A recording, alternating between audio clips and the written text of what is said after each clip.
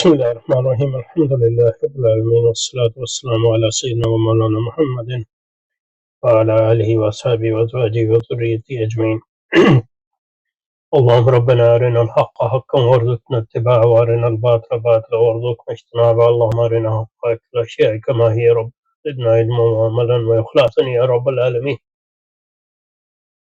اللهم أرنا حقائق الأشياء كما هي ربنا، زدنا علما وعملا وإخلاصا يا رب العالمين. وصلى وسلم على سيدنا محمد وعلى آله وصحبه وأزواجه وذريته أجمعين. اللهم انصر أولياءك في غزة وفي الضفة وفي مشارق الأرض ومغاربها، وانصرهم على عدوك وعدوهم إنك على كل شيء قدير.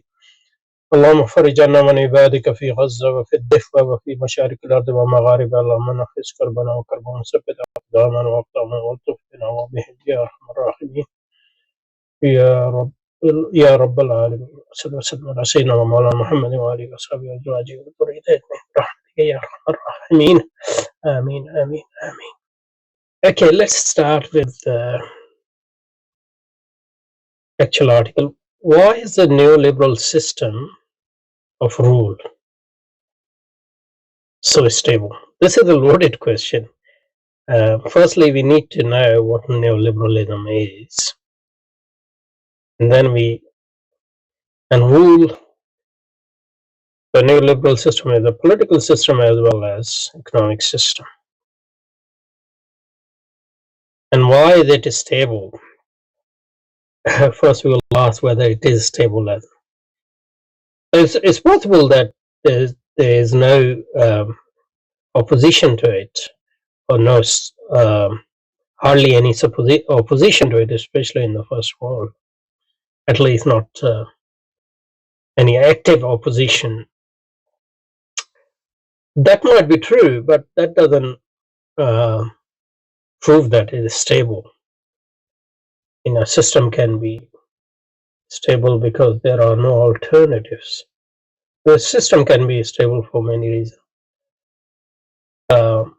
But in fact, a neoliberal system, at least its financial side, its economic side, is very unstable. But neoliberalism is an ideology as well as a technology of government. So we have to differentiate in all those things. To start with, let's say neoliberalism is a political system and also an economic system or policy.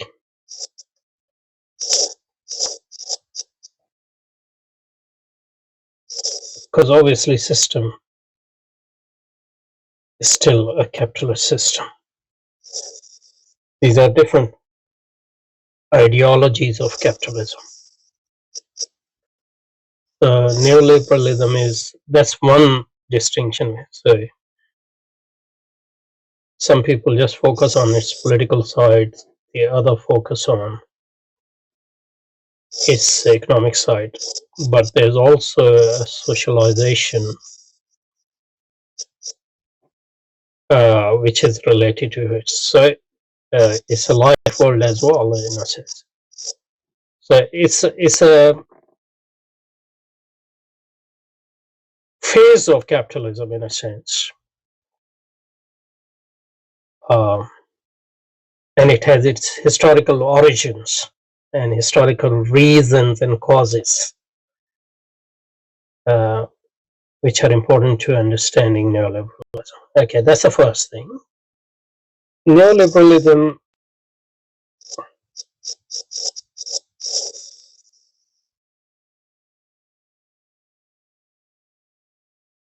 is an ideology.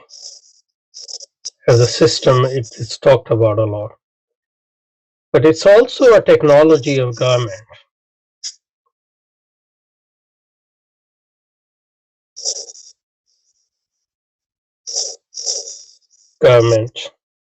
But when we talk about technology of government is also a self-government.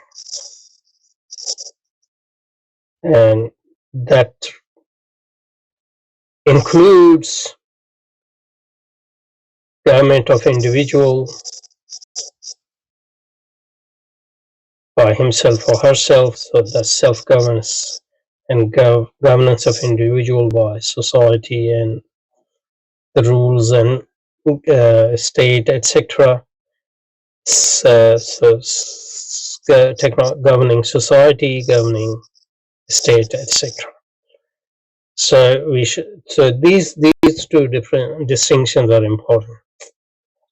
Neoliberalism as a political system as well as an economic system, and neoliberalism as an ideology, uh, as a practice, and as a technology of government.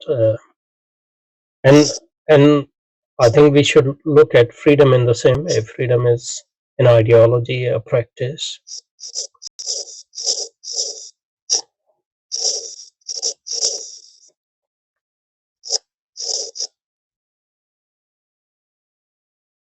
Ideology. It's also a technology of government. And when we talk about technology of government, and when we talk about government, it is governing others as well as self-government. And and and when we talk about government, we are talking about all three levels: individual, society, and groups within society, and state, and its different institutions, etc. So this should be kept in mind. And we'll come back to neoliberalism, what is neoliberalism, etc. So when he's talking about why is the neoliberal system of rules so stable, as a system, we should say, by stability, we mean that when we talk about stability, then we should distinguish, make a distinction there as well. So as we said, neoliberalism is a system of capital, system within capitalism. So transition to neoliberalism is a transition within capitalism, from social democratic capitalism to neoliberal capitalism. As we had transition from classical liberal capitalism to social democratic capitalism, in both its political as well as economic sides. So when we talk about stability, we can talk about at least at two levels. So social democratic capitalism became unstable for various reasons, political as well as economics, mainly economics, but political as well as economics. You can never actually really separate these two aspects. This is an abstraction anyway. So social democratic capitalism, it started, facing crises in 70s and afterwards, in 80s and afterwards. So so it became unstable, and there was a transition to neoliberalism. And we are obviously witnessing some sort of transition in neoliberalism at the moment as well. So there is instability there. So, but that instability led to a transition within the system. So system as a whole was not necessarily unstable, but a particular manifestation of a system at the time became unstable. That is social democracy, which led to neoliberalism. So with neoliberalism, with reference to neoliberalism, we can ask the same question, whether this is a stability within system or stability which is instability or stability which is system transcending. So we can ask two questions, whether neoliberal system might be unstable as a particular manifestation of a capitalist system. But capitalist system itself is not unstable. So you might require a transition to another form, neoliberalism, a totally other form of neoliberalism plus sort of capitalist nationalism, which we see in far right and Trump, etc. Those sort of phenomena, and probably that's what's going to happen. So that's not a so that's the system is stable, but there's instability within its particular manifestation. On the other hand, we can say that neoliberal is it's a possibility neoliberal system is unstable, and that instability is the system level instability. That is, the very existence of capitalist civilization is at risk, for example.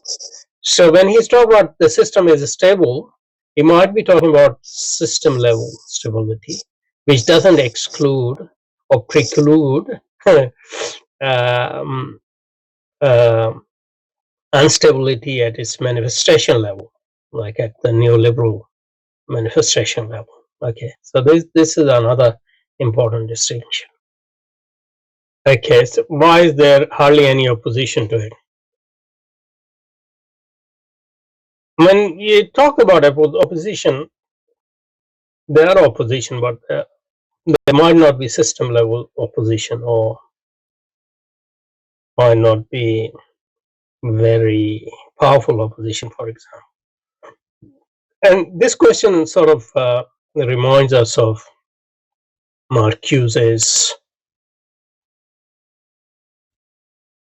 Herbert Marcuse,